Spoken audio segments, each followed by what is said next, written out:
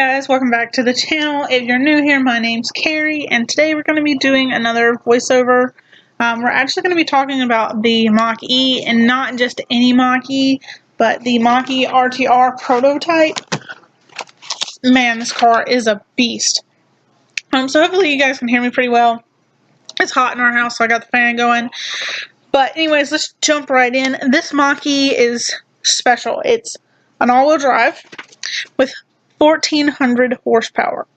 Again, that was 1,400 horsepower. That is insane. So I said this is one of a kind. It's a prototype created by Vaughn Gittin Jr. And if you haven't seen some of his work, well, you probably have.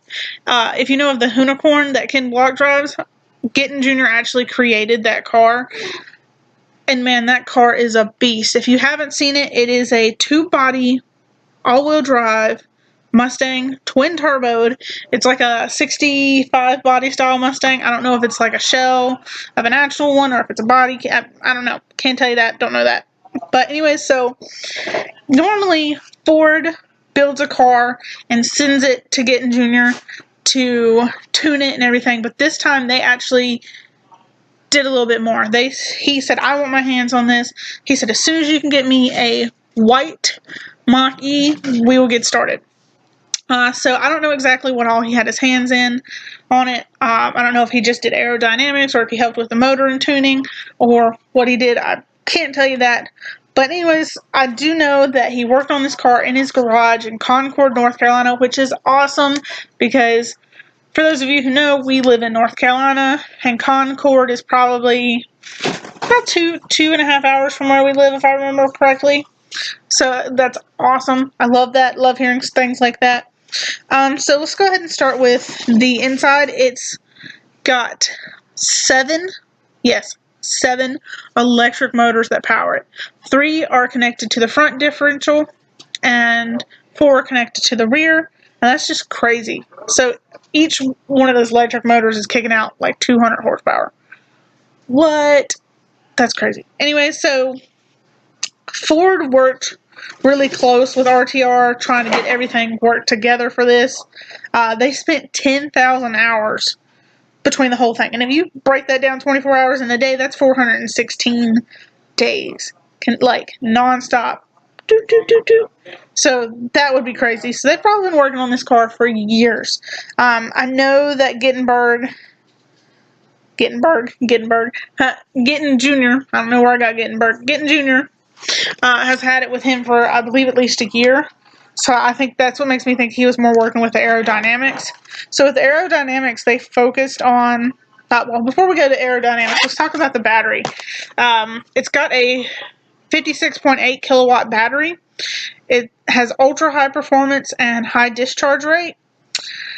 The system was designed to cool itself while charging. So they do this by using a dielectric coolant, which I've never heard of that. I've heard of dielectric grease, but never dielectric coolant. But anyways, that coolant helps to decrease the time needed to cool down in between runs. So you know how like when you go on track or when you drag race, you turn the car off to cool down. So it helps to cool the batteries down faster. And that is just awesome. Because that would be something I would be concerned about with a performance car is the heat that gets that up because you're always running and you're running hard. So how well they would cool down. So I'm glad they thought about that. So they focused on, for the outside, for the aerodynamics, doing the cooling ducts to help cool the car off, the front splitter, the drive planes, and the rear wing or spoiler, whatever you would like to call it. And I think it looks great. I love it. I hope they offer something like this for the Mach-E, even if it's in a more milder design. I think that would be awesome. I'm sure somebody's going to offer some crazy aftermarket pieces. Granted, if you get one yourself, it's not going to be 1,400 horsepower unless you redesign it yourself. But anyways, it allows for a huge range of adjustability to set the car up for anything from drifting to high-speed track.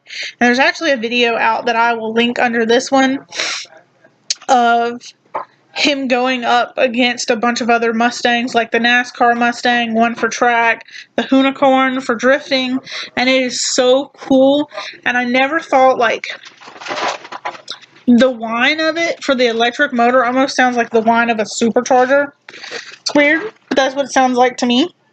And so it's a really cool video. And man, it just kind of made me fall in love with the car. I love the design. I don't think I'd ever own a Mach-E, especially the electric one, because, I don't ever think I'd own an electric vehicle, because we live out in the country, and so, like, Devin drives 25 miles one way to work. So that's kind of, I mean, if we're going around town doing stuff, it takes, I mean, our nearest grocery store is like 20 miles. So it's kind of hard to do stuff like that with an electric vehicle versus if we lived in the city. I mean, not saying it's doable. They're getting a whole lot better than they used to be.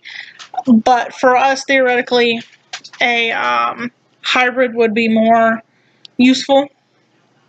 But man, if they came out with something like this in the future, that would be awesome. I'd still like to see the two-door electric Mustang that they had a prototype of. Oh, I loved that thing. That was gorgeous. And I think that one still had 1,000 horsepower too. It was crazy. But the point of this whole build was for Ford to show that electric motors can do more. But I think a lot of turnoff with the electric motors for people, especially car enthusiasts, is there's not much you can do to it yourself, especially if you're not like a tuning person. Maybe you're somebody who wrenches and adds the pieces and then takes it to somebody to get tuned. Because really with an electric vehicle, that's all you can do is tune it. And if you don't know how to do that, like that's the one thing me and Devin, we don't know how to do. We can put the parts on there, get them running on the vehicle, but tuning the vehicle to run those parts properly and efficiently is really hard for us. That's when we have to take it to somebody to get that solved. So I'm curious to see, like, what's your opinion on this? Like, if you would drive one, if they made one off the lot like this, your girl would drive one. I would be happy to have one, and so would Devin. But as far as having an electric vehicle, that's my downfall, is the distance for them, because we live out in the country, and not being able to mod them yourself and do things unless you know how to tune, which I really want to learn how to, but I really don't want to mess shit up. But anyways, you guys, what are your thoughts? I know this is just a concept car, that they will probably never put this on the production line, but I would love to see like some kind of body kit from RTR for these, even if it's just more of a milder kit. Heck, I would love to see Ford making a Mach-E with like 700-800 horsepower out the gate. That would be really cool. Anyways, you guys, put your thoughts below in the comments. Would you buy one? And if you would, why? If you wouldn't, why not?